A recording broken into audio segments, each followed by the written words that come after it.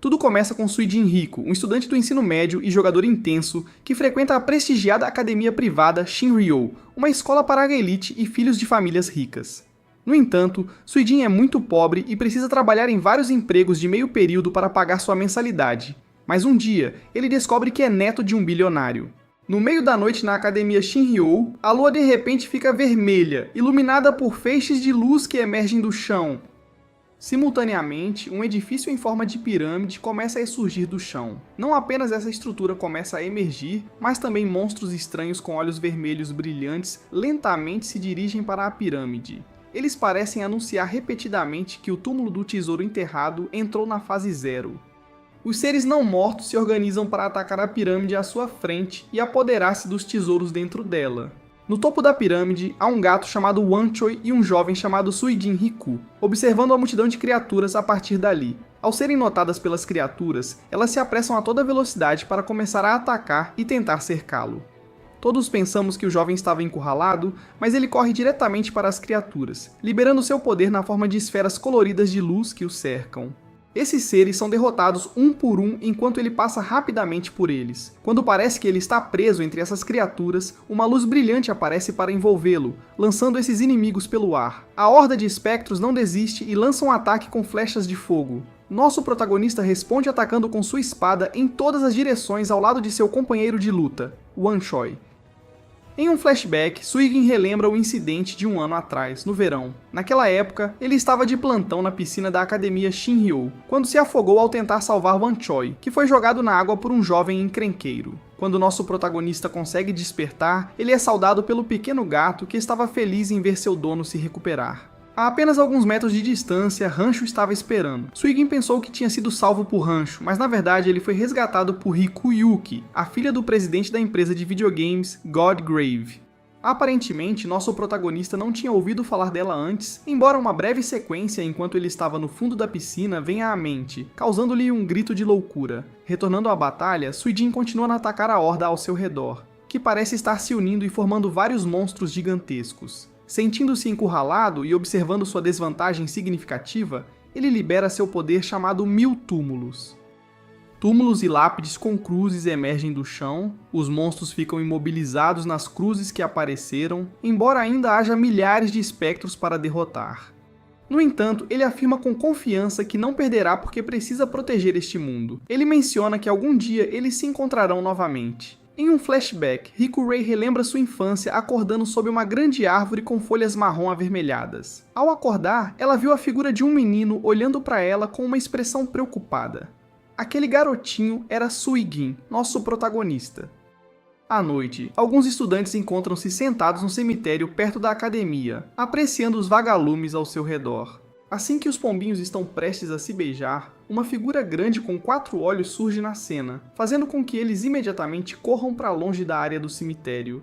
Suijin, que por acaso está cumprindo suas funções como segurança lá, prontamente limpa e recolhe o lixo deixado pelos estudantes antes de eles fugirem. Depois ele vai para o computador para começar a jogar Dungeon Century. Parece ser uma lenda neste videogame ao lado de seu personagem chamado Gwyn, que está lutando e consegue derrotar o Dragão Supremo, enfrentando monstros e também salvando outro personagem chamado Ray, que estava em perigo, sendo perseguido por um kickbacker.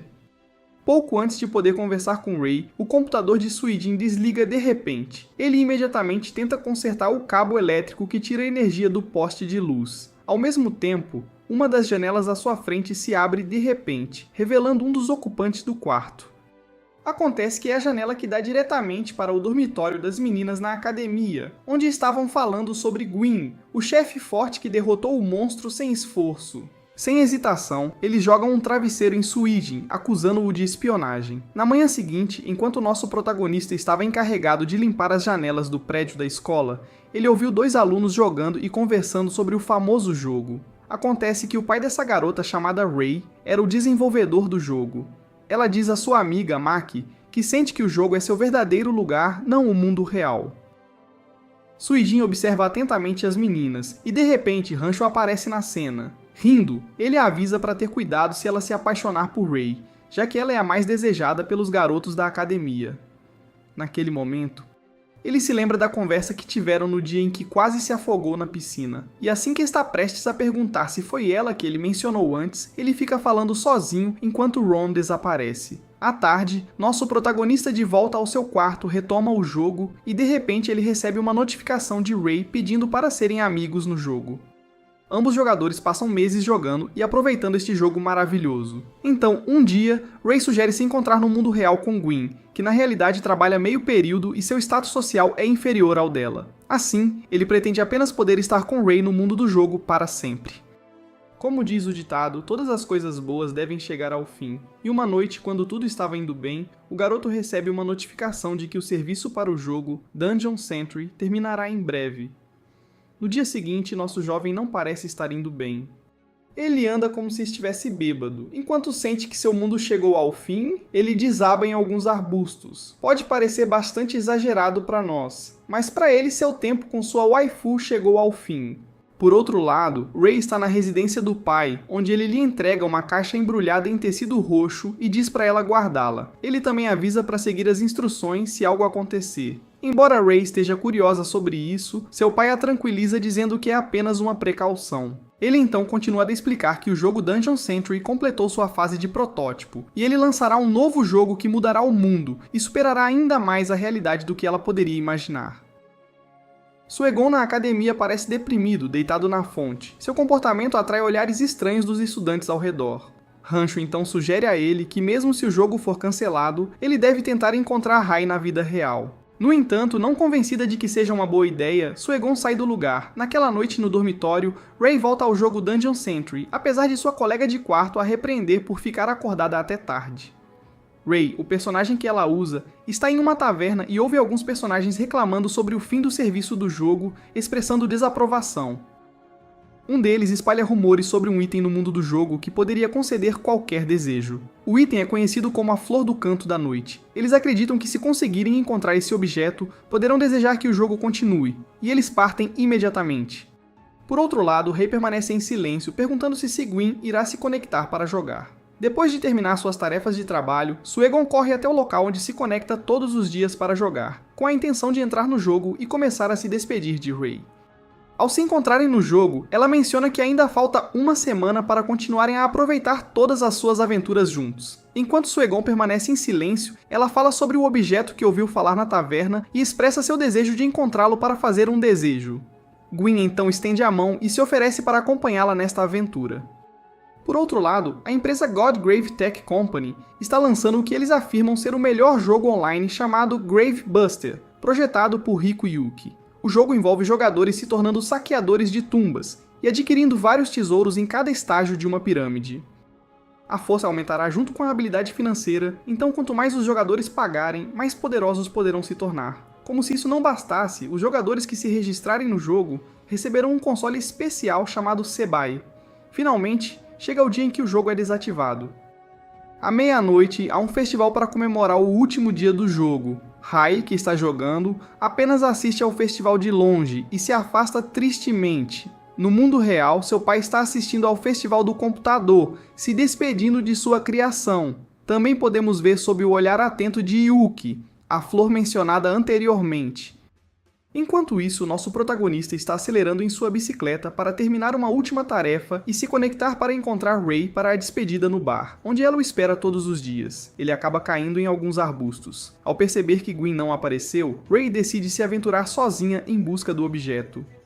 É neste ponto que a história toma um rumo interessante. Enquanto isso, na sede da empresa, o desenvolvedor do jogo aguarda as horas finais de serviço. Nesse momento, uma mulher misteriosa entra, imobilizando os seguranças. Ela entra no escritório do desenvolvedor e aponta uma arma para ele. Aparentemente, ela é uma associada da empresa chamada Elu. Vendo que Yuki não vai cooperar em revelar como abrir os túmulos, Elu acaba por atirar nele sem piedade. Suegon, após a queda, recupera-se e corre para alcançá-lo a toda velocidade. Enquanto isso, Ray está no campo procurando aquele objeto poderoso, capaz de conceder qualquer desejo. De repente, ela fica em alerta ao ver todos os personagens do jogo correndo assustados, implorando por suas vidas enquanto são destruídos por um vilão conhecido como Monstro. Gwen finalmente consegue entrar e encontra o lugar em ruínas. Ele recebe uma mensagem do barman do bar da Rei e imediatamente corre em direção ao campo, muito preocupado porque a situação não é muito boa. Quando ele chega à garota, ele a encontra no chão segurando uma flor na mão.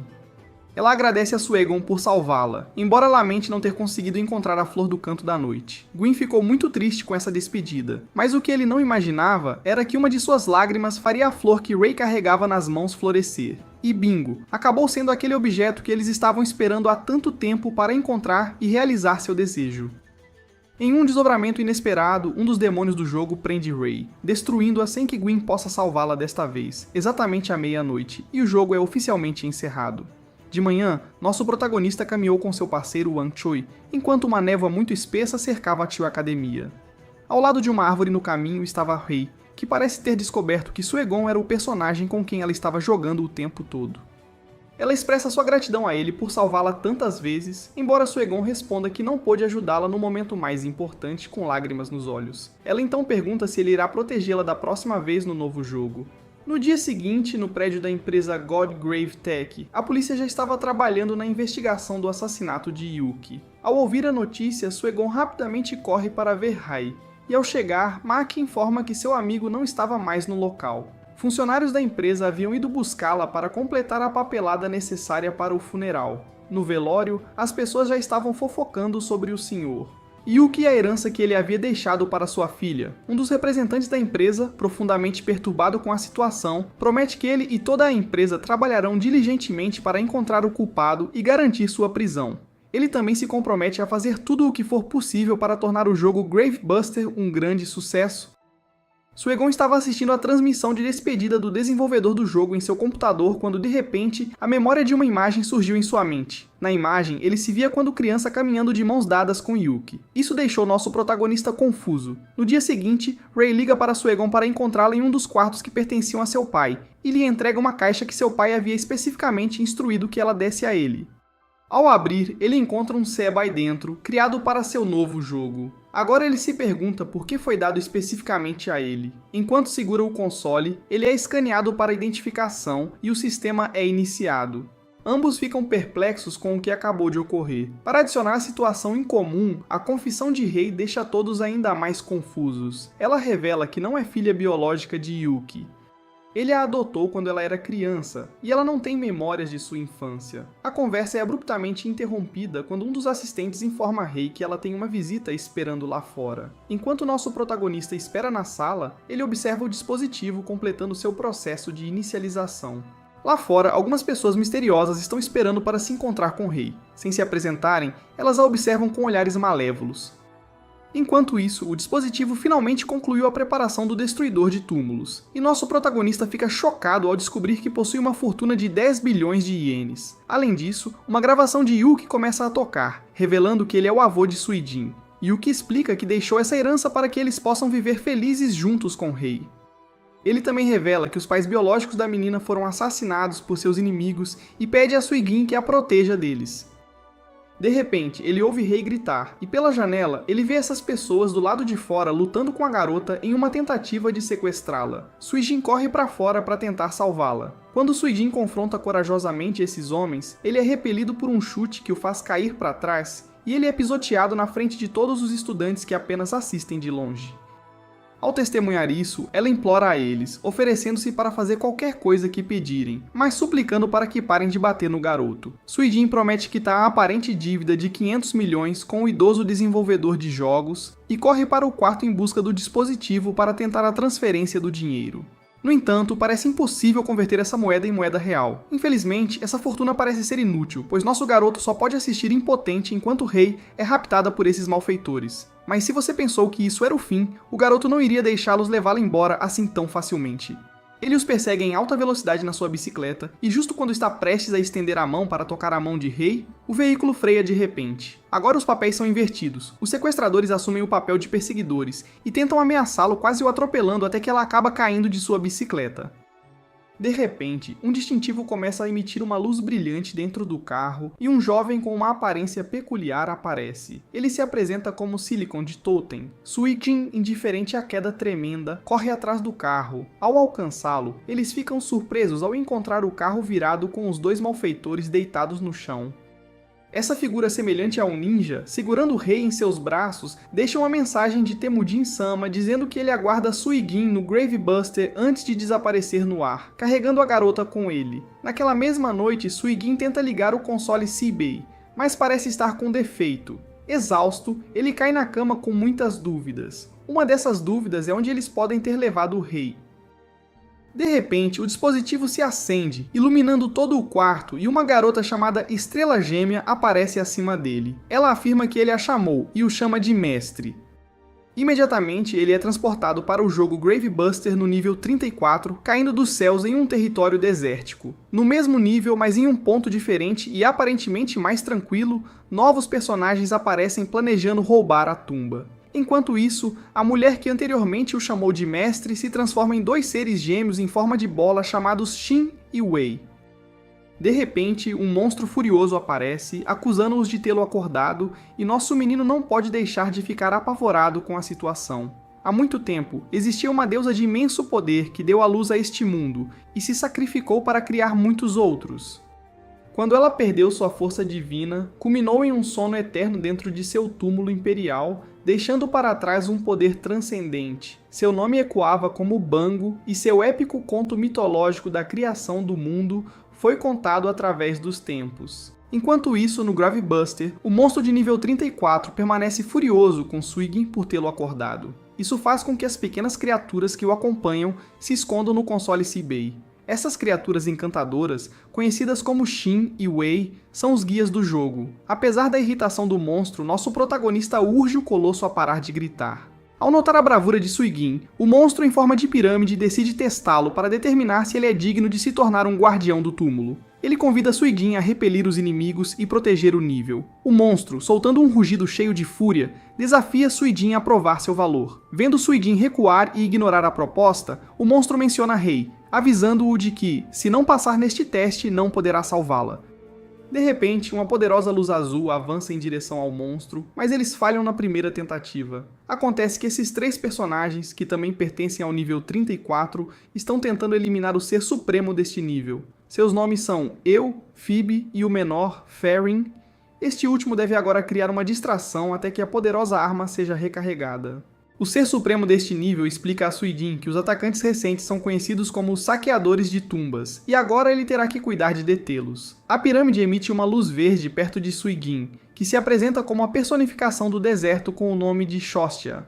Ela rapidamente se aproxima de nosso protagonista, dizendo que estava esperando por ele, e ao lhe dar um beijo, quebra o selo de suas memórias. E se isso deixou nosso protagonista perplexo, a figura de Yuki aparece e explica que ele é a informação que armazena ao se conectar ao jogo pouco antes de morrer. Embora ele não possa dar uma explicação completa, pois começam a ser atacados por saqueadores de tumbas.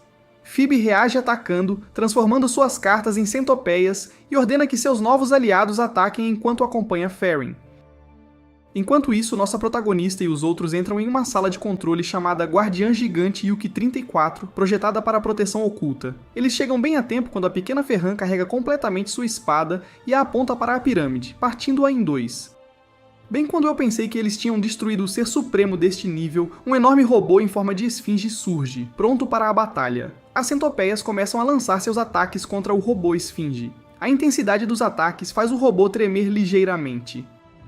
Enquanto isso, no esconderijo, Suigin e o resto do grupo se defendem dos agressores. Além disso, a arma poderosa está totalmente carregada e eles disparam diretamente no robô esfinge, fazendo com que uma de suas pernas se desprenda e o robô caia.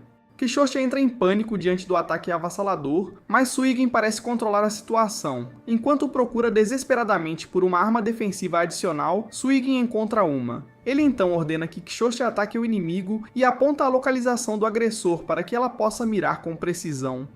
Depois de identificar a localização, Suigin aconselha Quixote a relaxar para garantir um tiro preciso, e finalmente ela abre fogo.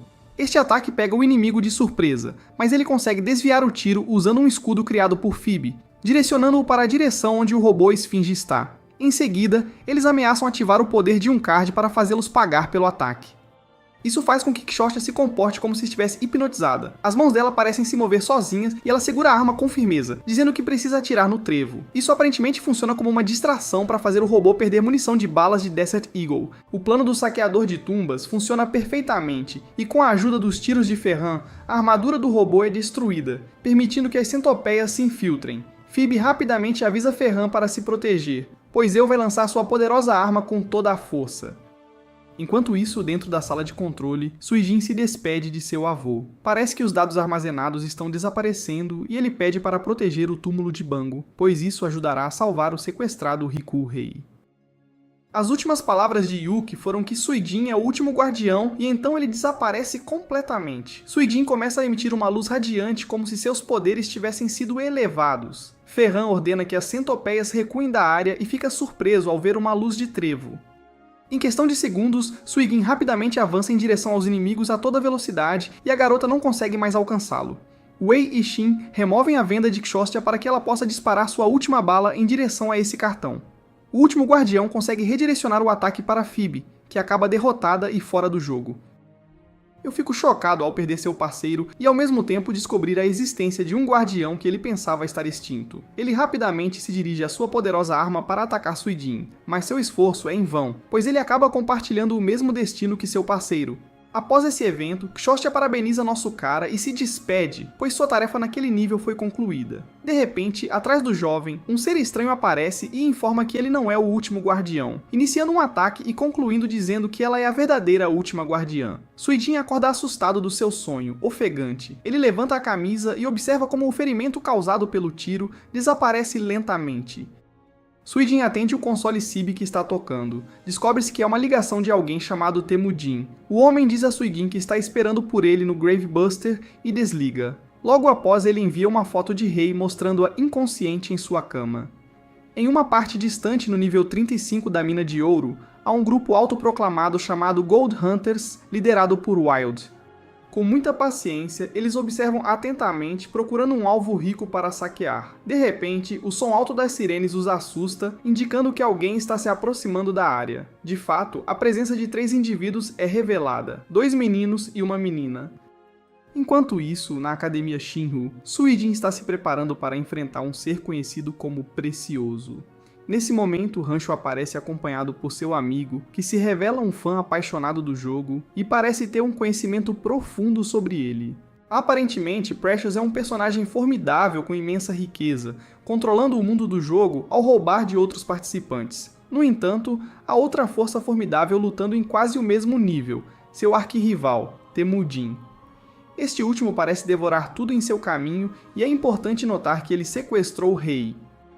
Retornando ao universo do jogo, os membros do grupo Caçadores de Ouro elaboram um plano para enganar um grupo de indivíduos. Eles dizem que descobriram um tesouro, mas o local está infestado de monstros e temem ser atacados. Eles conseguem persuadir esses homens que estão tentados a ajudá-los e acompanhá-los até o local especificado. Ao chegar, os 3 jovens caem em uma emboscada e são habilmente presos dentro de uma cúpula pelos Caçadores de Ouro.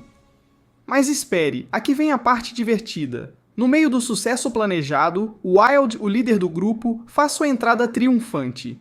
No entanto, a entrada acaba sendo mais cômica do que triunfante, deixando todos presentes em uma mistura de risos e espanto. No mundo real, Suijin visita o dormitório das meninas onde a colega de quarto de Rei, Maki, expressa profunda preocupação por sua amiga. Enquanto olha para um desenho do personagem Gwen, Suijin promete trazê-la de volta sã e salva, embora não possa deixar de se preocupar com ela. Do outro lado, em Gravebuster, os Caçadores de Ouro celebram seu sucesso no bar Solo Arbor, após ganharem 1 milhão roubando alguns jogadores novatos carregados de dinheiro. Em meio à conversa animada, Ferran nota alguém que parece assustado, despertando a curiosidade do grupo. Aoi decide tomar a iniciativa e se aproxima da pessoa preocupada. Enquanto isso, na fortaleza de Temujin, Retrete entrega uma CB ao vilão que parece estar conspirando contra Precious. Surpreendentemente, este plano envolve Rei, apesar da oposição de seus subordinados. No bar, a gangue Gold Hunters fica chocada ao descobrir que a pessoa naquela mesa é um general Precioso crucial. Ele explica que foi agredido por uma mulher que esvaziou seus bolsos e acabou sendo expulso do jogo. Em breve, essa equipe volta ao trabalho e consegue pegar 3 pessoas e roubar seu dinheiro. No entanto, antes de continuar, Wild começa a dar uma palestra chata aos presentes sobre como ser cauteloso em Grave Bust, e então continua a saquear. Quando estavam coletando uma grande quantidade de dinheiro, a poderosa colecionadora aparece, disparando sua arma, e o grupo de caçadores de ouro começa a se defender. No entanto, eles acabam caindo na armadilha armada por essa mulher, que os deixa presos em uma cúpula vermelha. Fora dela, apenas o líder do grupo está livre. A mulher pousa bem na frente de Wild e aponta sua arma para ele. Ele, muito assustado, cai para trás e se oferece para entregar os itens Buster de seus colegas de grupo. Enquanto a mulher avança lentamente em sua direção, ele consegue distraí-la e a apunhala no peito com sua espada. Wild sorri ao perceber que teve sucesso, mas sua expressão muda rapidamente quando percebe que o coletor sabe que a espada é usada para absorver dinheiro de suas vítimas. O que o líder dos caçadores de ouro não esperava era que essa senhora tivesse tanta riqueza acumulada, muito menos que ela fosse uma jogadora bilionária. Ela menciona que não se importa em dar a ele sua riqueza desde que ele consiga lidar com isso, e então ele é esmagado por esse enorme pedaço de barras de ouro. Na academia, Suigin está em frente ao seu console Seabay, enquanto seu assistente, Twin Star, pergunta se ele está pronto para embarcar na próxima aventura. De volta ao grupo de caçadores de ouro, o Collector se despede, afirmando que seu único propósito é caçar saqueadores de túmulos, e Wild não será exceção. Ele é automaticamente excluído deste jogo emocionante. No entanto, o Collector não tem um futuro tranquilo pela frente, pois tanta exposição atraiu a atenção de novos inimigos. Há um ano, um flashback nos leva ao momento em que dois irmãos, Mikan e Takeshi, estavam tentando ganhar dinheiro em um jogo famoso para escapar daquela cidade. O irmão mais novo prometeu levar Mikan para fora da cidade se ele conseguisse ganhar uma boa quantia de dinheiro. No presente, está ocorrendo um torneio de artes marciais organizado por Grave Buster. No entanto, o jovem Takeshi enfrenta um obstáculo. Ele não pode pagar a taxa de inscrição e, portanto, não pode participar. Determinado a não ficar de braços cruzados, Takeshi tenta se infiltrar de qualquer maneira que puder. No meio de sua tentativa de infiltração, Suigin aparece do nada e pergunta a Takeshi se ele sabe onde está o organizador do torneio, um indivíduo chamado Lao Long. Ambos se preparam para observar o torneio de cima graças ao Twin Star, que reclama de ter que carregar os dois indivíduos. Suigin explica que não quer pagar a taxa de inscrição, apesar de ser 1 bilhão jogador. No entanto, antes de falarem com Lao Long, eles se encontram na final do torneio por um prêmio de $1 milhão. Os concorrentes são o guerreiro Mammoth Viking e a União Europeia, que prometem uma luta intensamente disputada. Enquanto EU ataca com seu poder de gelo, seu oponente, puro músculo, investe contra ele, tentando acertar alguns golpes e rapidamente conquistar o grande prêmio. Twin Star assiste a luta de perto e pergunta quem eles acham que será o vencedor do torneio. Takeshi, em um tom irritado, responde que nenhum dos dois concorrentes vencerá, ele será o vencedor. Então ele levanta seu livro e libera um poder brilhante que faz com que Twin Star solte Suijin, que cai sobre a União Europeia, eliminando-o automaticamente do torneio. Takeshi desafia o guerreiro Viking Mamute, e os organizadores, ao lerem as regras em voz alta, acenam com a cabeça, concedendo-lhe o direito de participar do torneio. O único detalhe nas regras do torneio é que Takeshi deve lutar ao lado de Suigin, e seus poderes serão reduzidos pela metade. Takeshi pede desculpas por envolver Suigin, mas tem um motivo para lutar nesta batalha. Ele precisa ganhar dinheiro para pagar o tratamento de Mikan, sua irmã, que está doente no hospital. Apesar de o oponente zombar dele e dizer que ele não é páreo, Takeshi não se incomoda. Ele ataca seu oponente com força, usando seu martelo para enfrentar o Viking Mamute com entusiasmo. Ele grita que não perderá esta batalha, e cada vez que ele acerta um golpe, as fotos que ele tem como lembrança se transformam em cinzas. No entanto, o garoto parece se importar pouco, pois vencer o torneio significa salvar sua amada irmã. O garoto corre com toda a sua fúria em direção ao seu oponente, tentando acertá-lo com seu martelo poderoso. Quando estava prestes a executar o ataque feroz, Suijin de repente o interrompe e o agarra, pegando-o pela roupa. Isso faz com que o martelo caia em sua própria cabeça, transformando sua arma em sua forma natural de livro. Este evento deixa os comentaristas e o público surpresos, especulando que isso poderia ser uma tática de equipe onde se atacaram, sem mencionar o Mammoth Viking.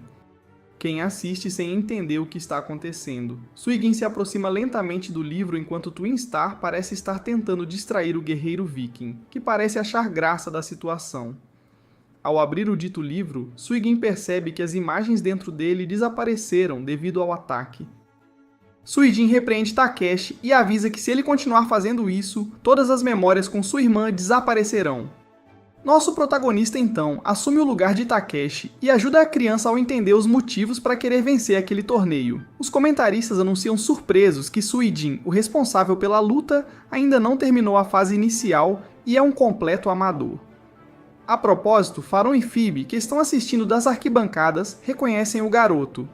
Mammoth Viking sente-se menosprezado porque está sendo forçado a lutar contra um amador. Com toda sua fúria, ele começa a atacar repetidamente, mas nosso herói desvia facilmente de cada um dos ataques sem esforço. Cansado de nosso protagonista apenas tentando se defender, seu oponente lança um ataque congelante que acaba prendendo-o, impossibilitando-o de se mover. Assim que o Viking está prestes a terminar a luta executando nosso herói com sua lança, ele é interceptado por Twin Star. Isso faz com que o Viking dê alguns passos para trás e seja ameaçado pela dama, que o avisa que revelará sua forma verdadeira, bela e aterrorizante. De repente, uma luz brilhante prevalece ao redor da dama. Do nada, Shin e Wei aparecem, causando ao Viking tremer de ternura ao tomá-los em seus braços, comentando que são tão macios quanto marshmallows. Esta cena encantadora é rapidamente interrompida por Takeshi, que corre em direção ao inimigo para resgatar esses seres adoráveis, expressando que deve proteger as mulheres enquanto a memória de sua irmã passa por sua mente. O Viking parece imperturbável com tudo isso, e ao ver a criança vulnerável no chão, começa a atacar com seu poder de gelo enquanto a criança declara que não vai fugir e protegerá sua irmã a todo custo. Tudo isso se desenrola sob os olhos atentos de Suijin, que ficou maravilhado com a coragem desse jovem rapaz. Twin Star agradece ao rapaz por protegê-la e garante que está bem. Ela majestuosamente abre suas asas e alça voo, capturando a atenção dos organizadores que a reconhecem como uma poderosa besta humanoide de alto nível. Eles não estão apenas surpresos com a natureza de Twin Star, mas também com a habilidade de Suijin de controlar alguém desse calibre. O lugar está totalmente iluminado quando Twin Star se transforma em um gigantesco dragão de jade de 2 cabeças. O público fica maravilhado ao testemunhar essa metamorfose, e o Viking presente começa a tremer de medo. O dragão libera todo o seu poder. Uma cabeça emite chamas ardentes, enquanto a outra libera ondas sonoras. As chamas envolvem o Viking, transformando-o em gemas verdes que se despedaçam instantaneamente. O time do Takeshi finalmente alcança a vitória e o garoto leva para casa o prêmio principal, generosamente fornecido por Suijin, que declara que dinheiro não o interessa, pois ele é um jogador bilionário. O menino grato agora tem a oportunidade de proporcionar à sua irmã uma atenção médica de maior qualidade. Apesar de sua generosidade, nosso jovem fica extremamente surpreso ao descobrir que o prêmio concedido a Takeshi era dinheiro de verdade. Embora ele não esperasse isso a princípio, conforta o saber que pelo menos fez uma boa ação. Ele rapidamente se despede do campo de batalha, onde os organizadores ficam fofocando sobre os eventos recentes. Suijin chega para participar do treinamento como novato. Ele tenta se apresentar de maneira amigável para aqueles à sua frente. O jovem o ignora, evitando contato visual, fazendo o herói se sentir desconfortável. Ao reconhecê-lo, o personagem irritante fica surpreso ao vê-lo e o reconhece como o pobre garoto que nunca para de trabalhar. Daí a surpresa ao vê-lo ali para o treinamento. O protagonista fica ainda mais desconfortável na presença desse personagem extrovertido. Ele explica que seu nome é Cha. O jovem silencia ambos porque estão falando muito alto e o irritando. Cha tenta fazer amizade com o jovem, mas ele rejeita a interação social com os dois, assim como já havia feito anteriormente com Suijin. De repente, uma luz pisca nos olhos desses personagens e dessa iluminação aparece uma mulher vestida com roupas que cobrem apenas cerca de 10% do seu corpo. Sem nenhuma palavra anterior, ela começa a nomear os personagens principais enquanto eles assentem em concordância. Ela se apresenta como a instrutora, Rin. Ela os leva a um ambiente rochoso contando-lhes sobre a história desta montanha de centenas de anos atrás. Enquanto eles olham para o céu, inimigos aparecem, espreitando com seus olhos vermelhos. Cha pergunta a Rin o que são essas criaturas, e ela responde que são macacos de túnel. Esses monstros perseguem avidamente nossos protagonistas. Quando os inimigos se aproximam para atacá-los, eles se preparam para lutar contra o líder idoso, que presumem ser o mais forte. Enquanto todos se encolhem diante desses monstros, corajosamente o jovem avança com sua arma para atacar o inimigo. Já está impressionada. E com seu grande punho ataca o inimigo principal. Ele instantaneamente dá outro golpe e eles caem no chão, levantando poeira. Embora pareça que a luta continuará porque o monstro ainda está vivo, ele de repente desaparece e moedas caem do céu. Seus aliados ficam impressionados com sua habilidade. Os protagonistas são surpreendidos por mais inimigos, desta vez de nível inferior, e Rin é o primeiro a atacar. Ela os derrota e as moedas caem novamente. Ela explica que se fizer isso sempre, irá subir de nível a cada vez. Enquanto ela desfruta de êxtase, Shah a olha com olhos desejosos. Animado, ele declara lealdade a ela, chamando-a de princesa. Agora todos estão na academia e um representante está verificando quem compareceu à aula. Ele chama Shah, que não apareceu nas aulas. Todos os colegas de classe estão surpresos e também comentam que ele é alguém que geralmente não fala com os outros colegas. Novamente, neste mundo, os personagens continuam a acumular pontos. De repente, ela explica a eles que este curso para iniciantes não termina até que os três, como um grupo, a derrotem em combate. Eles têm que derrotar Rin, combinando suas forças. O primeiro a reagir é o jovem que desvia habilmente dos projéteis. Os outros ficam impressionados porque ele tem um poder especial interessante que obteve após muito tempo derrotando inimigos. Shah explica que Suigin não tem poder porque trabalha o dia todo.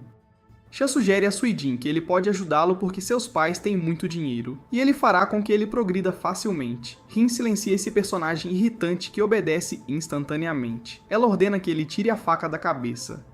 Ele está com medo, e depois de removê-lo, ele desmaia. Rin analisa o equipamento que Suigin possui e fica impressionada porque ele tem um item especial. Ele fica impressionado porque ela tem a habilidade de ver os itens de outros jogadores. Enquanto ela pensa sobre quem realmente é Suigin, o jovem não perde tempo tentando atingir Rin, que por pouco evita isso. Naquela luta, Shah descobre a verdadeira identidade desse aliado, cujo nome é Titan, um dos jogadores mais habilidosos da região. Em um flashback, é mostrado como ele venceu um torneio bastante importante. Naquele mesmo dia, em sua casa, seu pai, um homem rico, mostra a ele o presente que lhe deu. Titan, surpreso, pergunta o que é aquele objeto estranho. Seu pai lhe diz que mesmo que não tenham feito esse acordo, ele deve derrotar Gravebuster. Ele, irritado, aceita esse acordo.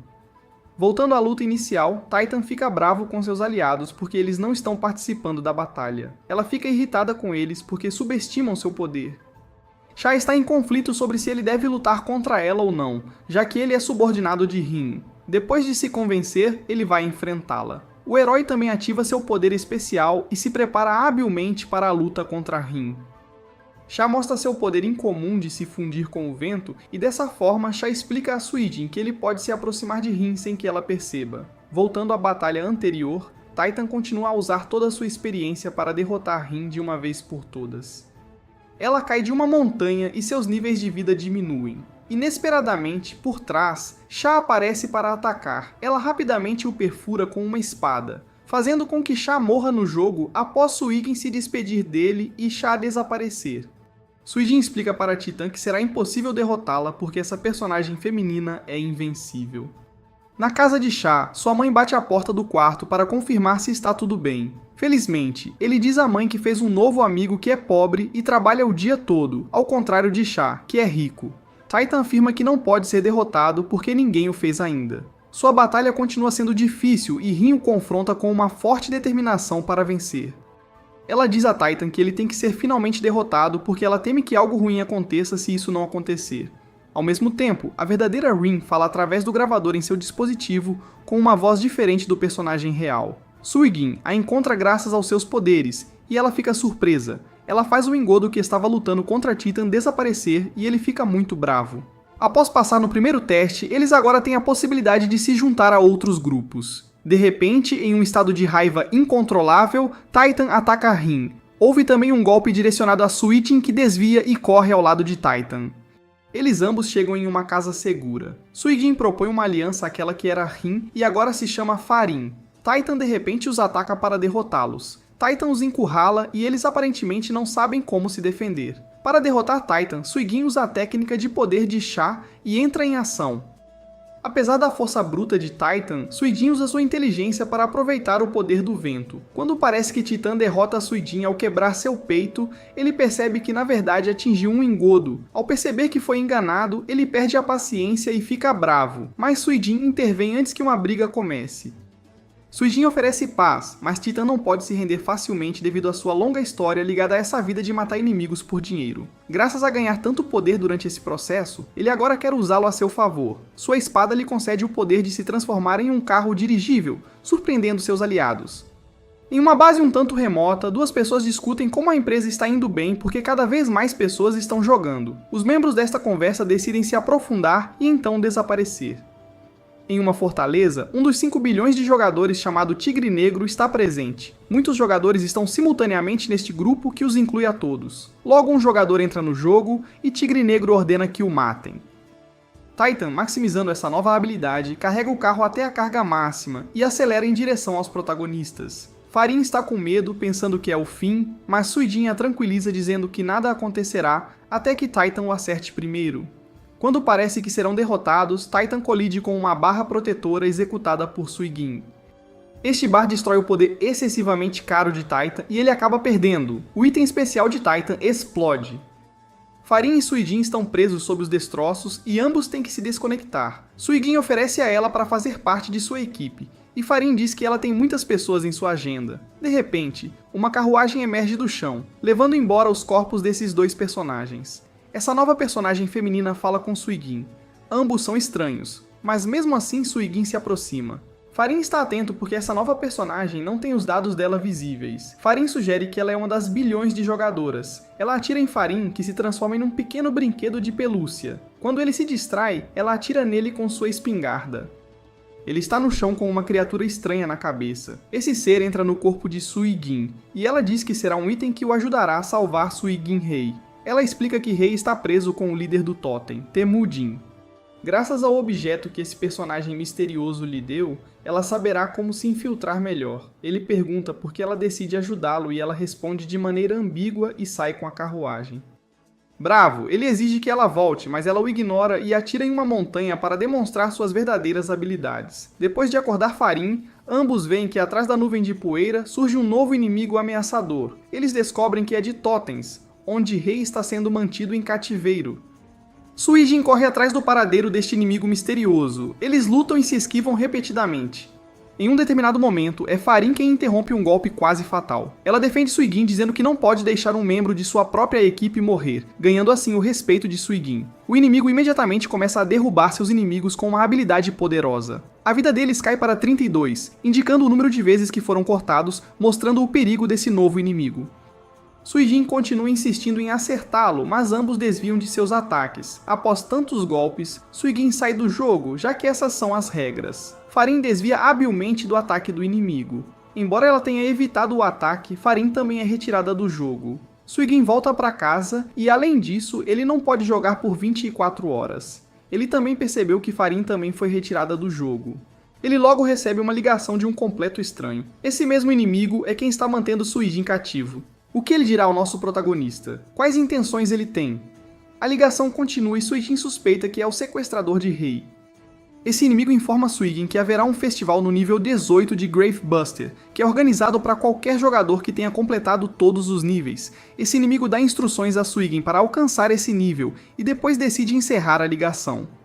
Uma voz apresenta Gwyn, um jogador que, apesar de seu tamanho pequeno, derrota habilmente inúmeros inimigos. Ele também ganha o carinho das pessoas e de uma garota.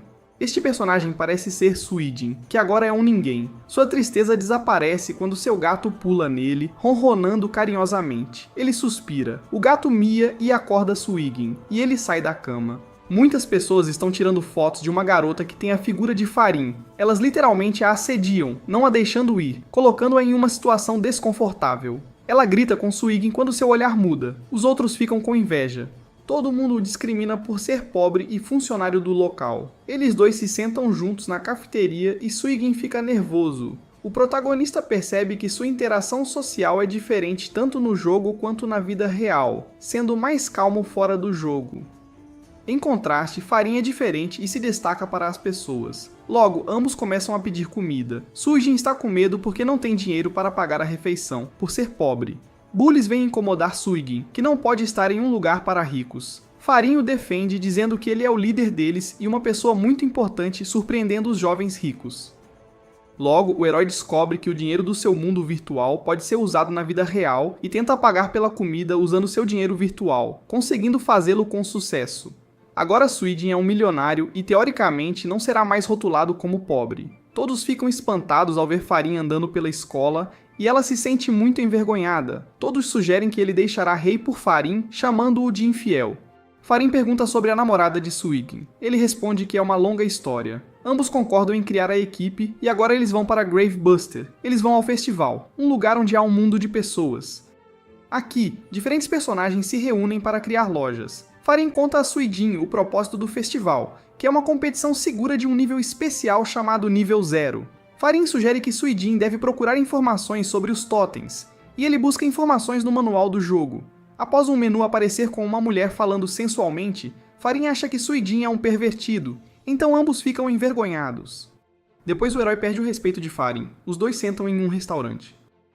Farin come muito porque precisa recarregar energia após perder tanta vida. Em uma mesa próxima, duas pessoas estão conversando sobre o bilhão de jogadores. De repente, começam a falar sobre aspectos que nos lembram de Suidin. Então ele se levanta de sua cadeira para se apresentar a eles como aquele jogador lendário. Suidin pensa que eles estão atrás dele porque ele é o jogador número 6 bilhões, mas na verdade, eles queriam falar com outra pessoa. Lá fora, por algum motivo, pinguins estão voando, todos assistem maravilhados.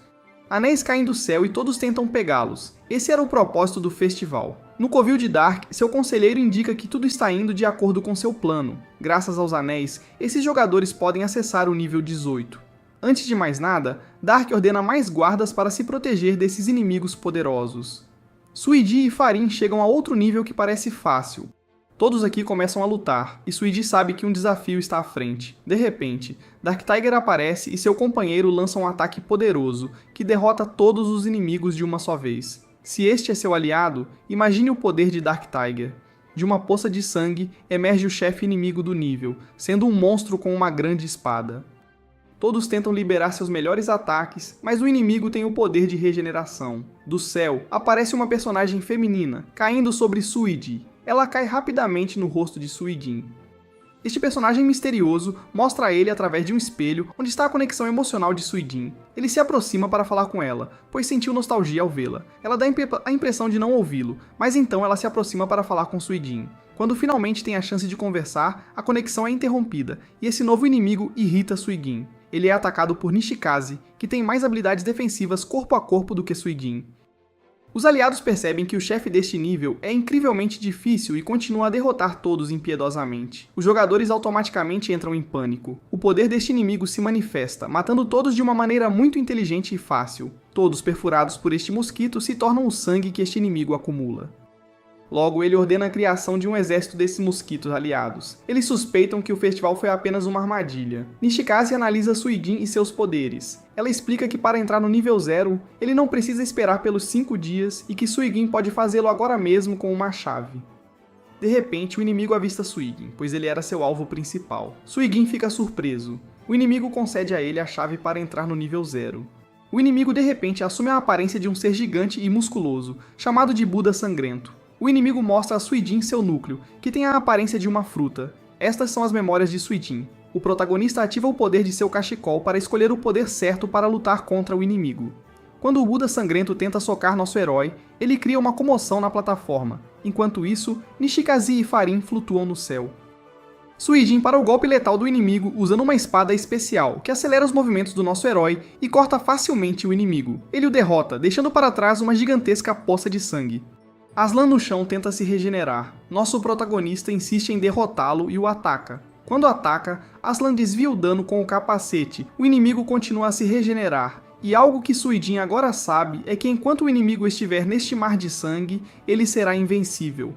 E de fato, ele está ficando mais forte. Aslan dispara o primeiro poder quando vê nosso herói não se mover. Suidin desvia os tiros de plasma. Toda vez que Suidin usa sua espada contra esse inimigo formidável, ele gradualmente percebe que a espada está se quebrando. Apesar da luta difícil, Suidin tem determinação suficiente para continuar a batalha. Aslan, como um sinal de querer matá-lo, atribui um símbolo à cabeça de Suidin, enquanto ele deseja o sangue de Suidin. Nosso herói tem a oportunidade de que se nesses minutos ele entrar no núcleo de Aslan, a maldição acima de sua cabeça será levantada. Se Suidin for derrotado, ele será eliminado da mesma forma que sua espada. Parece que tudo está perdido, mas com determinação, Suidin promete derrotá-lo naquele exato momento e ativa um poder especial. De repente, essa fumaça azul faz com que os jogadores que chegaram neste mundo se sintam melhor. Aslan mostra ao nosso herói seu melhor ataque. Esse poder é chamado de Dragão Vermelho do Inferno. Suidin habilmente corta o corpo de Aslan de cima a baixo. Outros jogadores se juntam à luta para ajudar nosso herói. Imediatamente, eles são atingidos gravemente. Para o último ataque de Aslan ser ativado, o dragão deve se estender ao céu para criar uma tempestade. este poder cai no chão, atingindo todos, incluindo nosso protagonista. Muitos caem dando sangue ao inimigo. Quem se torna cada vez mais forte? Quando parece que tudo está perdido, Aslan se despedaça. Quando a espada de Suigin quebrou, ela liberou oxigênio concentrado, fazendo os jogadores se sentirem mais saudáveis. Após dar detalhes de como Aslan morreu, o protagonista deixa claro como o inimigo derrotado era. Todos agora admiram Suigin, que foi responsável por derrotar o inimigo mais letal até agora. De repente, aparecem personagens estranhos que se autodenominam Silverbacks. Todos admiram Suigin e querem que ele entre para suas equipes. Nishikaze sente nojo ao ver tantas pessoas. Agora Suigin recuperou suas memórias perdidas ao destruir o núcleo do inimigo. Aslan começa a dizer coisas estranhas para Suigin, e até Farin protesta sem entendê-lo. Mas pouco a pouco, o que o inimigo diz começa a fazer sentido. Aparentemente, todos os jogadores deste videogame estão morrendo, e é por isso que personagens mais poderosos não estavam participando desta batalha contra Aslan. De repente, um inimigo mascarado e misterioso chega. Este inimigo, chamado Elder Baboon, pisa na máscara de Aslan, silenciando-o. Ele não veio sozinho, pois tem inúmeros aliados ao seu lado. Esses aliados incivilizados começam a bater em todos. Esses bandidos ameaçam derrotá-los com suas habilidades. O novo inimigo principal, Elder, se aproxima de Suigin para confrontá-lo. Ele também caminha ao lado de Nishikaze e a convida para se juntar ao seu time. Ela não responde. Os Silverbacks cantam para assustar todos. Suigin entrega a máscara de Aslan para Faron e se aproxima desse novo inimigo para derrotá-lo. Covardemente, Elder faz um ataque surpresa. A luta continua apesar de ter desviado do golpe. Para deixá-lo irritado, Elder chama Suigin de pobre e mostra-lhe uma moeda muito cara. Suigin não sabia, mas ele pode melhorar suas armas com dinheiro do jogo. Ele é acusado de derrotar o chefe de nível puramente por sorte. Os inimigos unem forças. Espirais brilham na frente dos jogadores. A espiral do chefe alcança o céu, mas agora é a vez de Suigin mostrar sua experiência. Suigin, sendo membro dos bilhões de jogadores, alcança onde o olhar do personagem não pode alcançar. Os inimigos estão surpresos ao ver o incomparável verdadeiro poder do nosso herói. O ancião ordena que todos se acalmem. Suigin, com determinação, entra para alcançar o famoso nível 0. Em um lugar estranho, nosso protagonista entra em uma árvore e começa uma cerimônia. Enquanto isso, Elder é atingido no campo de batalha. Seu chefe fica bravo, e Elder fica assustado no meio da ligação, pois será punido se não cumprir seu propósito. Suigin, na cerimônia, testemunha suas memórias perdidas. Há uma criança de mãos dadas com seu avô. Este túmulo de árvore é feito para absorver esses poderes. Rei cai da árvore e Suigin se aproxima para ver como ela está. Ambos se apresentam e dizem seus nomes. O avô mostra a ele a fruta que contém suas memórias e a sela. O atual Suigin recupera os sentidos e fica horrorizado com essas memórias. Aparentemente, Aslan estava destinado a ajudar nosso herói desde o início. Lá fora, tanto Faron quanto os outros personagens apoiam Suigin. Aquele que chama o ancião pergunta por que eles não conseguiram derrotar Suigin, mas esse valentão diz que eles não eram páreo para aquele personagem poderoso. Ele dá instruções ao seu chefe para chegar ao local, dizendo que o protagonista está na entrada do nível 0, com um ataque especial. Esse inimigo misterioso tenta atirar em direção a Suigin. Um jogador tenta analisar o nível desse poder e seu dispositivo explode. Quando esse poder aparentemente imparável se aproxima do nosso herói, ele o detém com suas habilidades e aparência aprimoradas. Ele encontrou a solução para esse problema da maneira mais engenhosa, ao vestir a armadura de Aslan. Eles convocam um espelho e Rei aparece. Suigin está animado por ver que ela está bem. Ele jura salvá-la através das lágrimas. Um inimigo diz que a ligação deve acabar e corta a conexão entre os dois protagonistas. Este personagem explica que o nível 0 será aberto em apenas 5 dias, e se isso correr bem, eles entregarão Suigin. Há problemas no grupo do Tigre Negro e há um membro que não está seguindo as regras estabelecidas. Nishikaze quer mostrar a Suigin onde o líder deles mora, e eles vão até lá.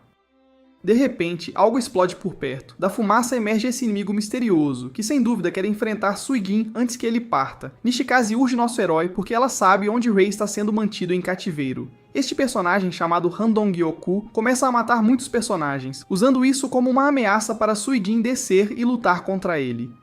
De repente, um gorila dourado cai do céu e ameaça a todos. Parece ser um ataque realizado com um poder invocado por Handong-gyoku. Nosso herói, testemunhando o massacre que está acontecendo, considera isso absurdo. Nishikaze ameaça seguir em frente e deixar nosso protagonista para trás, que decide avançar, mesmo que isso signifique que muitos jogadores perderão suas vidas sem sua ajuda. Ele se lembra de momentos com Rei. Mudando rapidamente de ideia, ele decide lutar contra Randong-gyoku, quando esse inimigo recarrega uma energia para atirar contra Suijin, outro aliado impede o ataque. Dessa forma, nosso herói não recebe tanto dano, embora ele caia no chão. Se não fosse por sua armadura, ele estaria literalmente morto. Farron tenta segurá-lo. O nome deste aliado que evitou um desastre é Kitakazi, um dos guardas imperiais de totens. Inesperadamente, ele instantaneamente regenera a vida de Suijin para ajudá-lo. Randong-gyoku começa a lutar contra Kitakazi, a quem subestima como fraco. A velocidade de ambos os personagens e seus golpes é impressionante. Eles lançam ataques poderosos que deixam ondas de choque em seu caminho, e Kitakazi luta para desviar de todos eles para sempre. De repente, para salvar os protagonistas, um personagem chamado Beck é enviado ao campo de batalha, que cria uma parede sólida. Felizmente, eles chegaram a tempo. Randong-gyoku ordena que seus aliados destruam a armadura de gelo, mas eles estão paralisados e incapazes de fazer qualquer coisa. Logo, um personagem aliado aparece tomando chá, e é ele quem amarrou o gorila gigante. Beck pergunta ao inimigo se ele também irá atacá-los, ao que Randong-gyoku responde ativando seu poder máximo. Ele está confiante que vencerá esta batalha. Este novo inimigo se torna gigante e desafia nosso protagonista. Randong-gyoku assume uma aparência quase divina e até tira um tempo para aprimorar suas habilidades, tornando-o ainda mais difícil de derrotar. Suijin consegue resistir a 666 tiros por minuto. Antes que isso aconteça, Beck cria uma parede de gelo maior e mais forte do que antes. Enfraquecendo sua parede, o outro aliado que estava tomando chá usa seus poderes para suavizar os ataques contínuos e violentos do inimigo. Ele cria uma parede inquebrável que pode repelir os ataques, mas não vai durar muito, então os personagens precisam começar a trabalhar. Beck avisa que há 10 jogadores poderosos se aproximando daquele ponto, então eles devem se livrar desse inimigo rapidamente, antes de enfrentar um desafio ainda maior. Todos eles têm o potencial de se tornarem os próximos bilhões de jogadores. Farron afirma que esse inimigo já esteve muito perto de se tornar um membro, e desta vez, esse desejo pode se tornar realidade, considerando o poder que ele está concentrando. Para esclarecer as coisas para o nosso protagonista, Kitakazi explica como títulos ou conquistas funcionam neste videogame, sendo misterioso. Ele explica que ao completar certas tarefas, poderes únicos e particulares podem ser desbloqueados. O inimigo continua a atirar sem parar, alegando que o título de Lone Star será dele, um título que ele pode obter ao derrotar Suijin. Em um flashback, Randong-gyoku pergunta a Dark Tiger como obter o título de Lone Star, se perguntando se é conquistado ao derrotar 1 bilhão de jogadores. Após esse comentário, o capanga do Tigre Negro se ofende. Aparentemente, esse inimigo poderoso deu permissão ao Randong-gyoku para enfrentar um membro especial dos bilhões de jogadores. De repente, o inimigo para seus disparos e os aliados começam a entrar em pânico. Embora Suijin não saiba o que seu título faz, ele ainda tenta elaborar um plano para finalmente derrotar esse inimigo irritante e forte. Ele ativa seu cachecol para liberar seus poderes. Nesta cena, Rei ainda está cativa, se perguntando se Suijin ainda está lutando no campo de batalha. Há preocupação em seu olhar, mas ela também tem esperanças de vê-lo vivo novamente. O inimigo recarrega suas energias e atira novamente em todos, especialmente em Nishikaze, que se choca contra a parede onde estão nossos heróis. E agora a fortaleza tem um buraco. O inimigo está convencido de que derrotou todos e ganhou o título de Estrela Solitária. Mas logo seu sorriso desaparece ao ver que não apenas o protagonista da história ainda está vivo, seus poderes progrediram e ele salvou Nishikaze. Com o cachecol ativado, Suijin agora tem o poder da joia roxa chamada Saturno, que fortalece seu corpo. Essa habilidade incrível permite que nosso herói tome várias decisões ao mesmo tempo e desafie o inimigo, que ri sem acreditar em nada do que Suijin diz. O inimigo não quer se render e de fato explica que todas as balas utilizadas e que caíram no chão irão explodir. Nishikaze oferece ao inimigo a chance de lutar contra seu chefe, chamado Temujin. Embora inicialmente aterrorizado pela oferta, ele considera isso um acordo fechado e promete a Suijin continuar a luta mais tarde. Todos estão diante dos portões de uma grande fortaleza, esperando que se abram, pois atrás deles é onde vive Temujin, o chefe. Com determinação no olhar, Suigan decide continuar com sua missão de salvar Rei. E é aqui que o anime de hoje termina. Deixe um comentário se você é tão forte quanto esse cara. Se você gostou, deixe um like e se inscreva para ver mais animes no canal, e nos vemos no próximo.